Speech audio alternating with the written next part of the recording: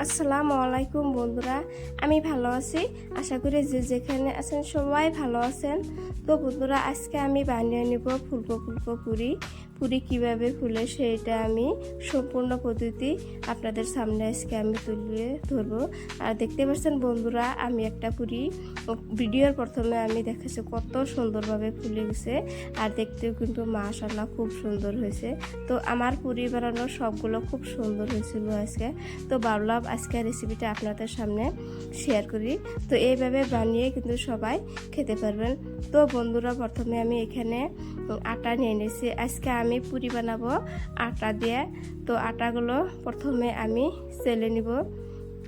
রুটি বানানো বা পুরি বানানো বা পরোটা বানানোর আগে অবশ্যই আটাগুলো চেলে নিতে হবে। তো ভালো করে আমি চেলে নিব। আটা কিন্তু কিছু না, তাও আমি চেলে নিলাম। তারপরে এখানে আমি স্বাদ মতো লবণ দিয়ে দিব। লবণ দিয়ে একটা কাঁটা চামচের সাহায্যে খুব সুন্দর করে লবণ আর আটা দিয়ে মিশিয়ে নিব। তারপরে এখানে আমি দিয়ে দিব অল্প অল্প করে পানি দিব আর একটা ডো বানিয়ে নিব। আর বন্ধুরা, একটা কথা, পানিটা কিন্তু আমি একদম জাল দিয়ে বলক উঠিয়ে নিছি। এখানে কিন্তু একটু ঠান্ডা হয় না, সেই জন্য আমি কাঁটা চামচের সাহায্যে এইভাবে আটার সঙ্গে মিশিয়ে নিছি। রুটি বা পুরি বানানোর সময় যদি পানিটা একদম বলক উঠিয়ে আটা বা ময়দার সঙ্গে ডো বানানো যায়, তাহলে কিন্তু বন্ধুরা রুটিটা বা পুরিটা সারাদিন নরম তুলতুলে থাকে, একটু শক্ত থাকে না। তো আমি একটু একটু করে পানি দিয়ে আমি ডোটা বানিয়ে নিছি। আর দেখতে পাচ্ছেন বন্ধুরা, পানি দেওয়ার সাথে সাথে কিন্তু আটাগুলো একদম সিদ্ধ হওয়ার মতো হয়েছে। তারপরে হালকা হালকা ঠান্ডা হওয়ার পরে আমি হাত দিয়ে এইভাবে ডলে ডলে ডোটা খুব সুন্দর করে মিশিয়ে নিব।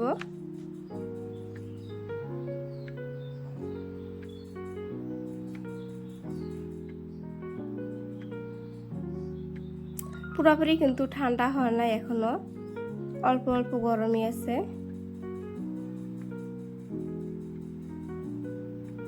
তারপরে এই তো আমি ছোটো ছোটো করে রুটি বানিয়ে নিয়েছি। এখানে আমি 5-6টা বানিয়ে নিয়েছি, আরও আমি বানিয়ে নেব। আর তেলটা আমি আগে থেকেই গ্যাসের আগুনটা হাই মিডিয়ামে রেখে গরম করে রাখছিলাম। তো যখন আমি পুরিগুলো ছেড়ে দিলাম তখন একদম লো মিডিয়ামে রাখছি। হাই মিডিয়ামে রাখলে কিন্তু বন্ধুরা একদম পুড়ে যাবে দেওয়ার সাথে সাথে। হাই মিডিয়ামে গরম করে যখন পুরিটা ছেড়ে দিতে হবে তখন একদম লো মিডিয়ামে রাখতে হবে, নাহলে কিন্তু একবারে পুড়ে যাবে। আর দেখতে পাচ্ছেন বন্ধুরা, আমার পুরিটা কিন্তু খুব সুন্দরভাবে ফুলে উঠছে, একদম ফুলকো ফুলকো পুরির মতো।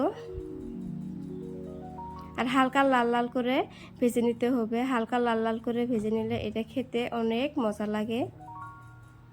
তো আমি আরেকটা বানিয়ে দেখাচ্ছি।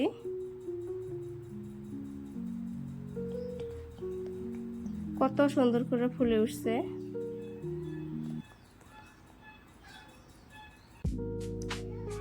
হাতের কাজ যখন ভালো হয় বন্ধুরা, তখন বানাতে ইচ্ছে করে। আমি আরেকটা বানিয়ে দেখালাম, এটাও কত সুন্দর করে ফুলে উঠছে। তো এইভাবে বানিয়ে চাইলে মাংসের সাথে কিংবা যে কোনো ধরনের ভাজি বা ডাল বা চার সঙ্গেও খাইলে অনেক ভালো লাগে। বা বাচ্চাদের মাঝে মাঝে এইভাবে বানিয়ে টিফিনও দেওয়া যায়।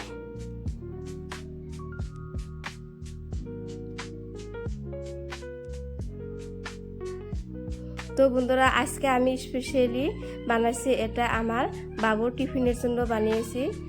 তো ডেলি ডেলি একই টিফিন দিলে ভালো লাগে না, সেজন্য বলছে মা আজকে আমারে ফুলকো ফুলকো পুরি বানিয়ে দাও। তো আজকে আমি বাবুর জন্য ফুলকো ফুলকো পুরি বানিয়েছি। ও তো দেখে ভীষণ খুশি হয়েছে, মা এত সুন্দর করে পুরি বানাতে পারো। এই হলো মায়ের ভালোবাসা। আরেকটা আমি বানিয়ে নিলাম।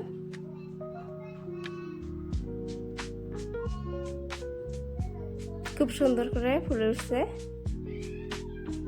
তো বন্ধুরা এইভাবে বানিয়ে আপনারা ট্রাই করে দেখতে পারেন। তো বন্ধুরা আমার আজকে পুরি বানানোর রেসিপিটা কেমন হলো বন্ধুরা প্লিজ কমেন্ট করে জানাবেন। তো সবাই ভালো থাকবেন, সুস্থ থাকবেন, আল্লাহ হাফিজ।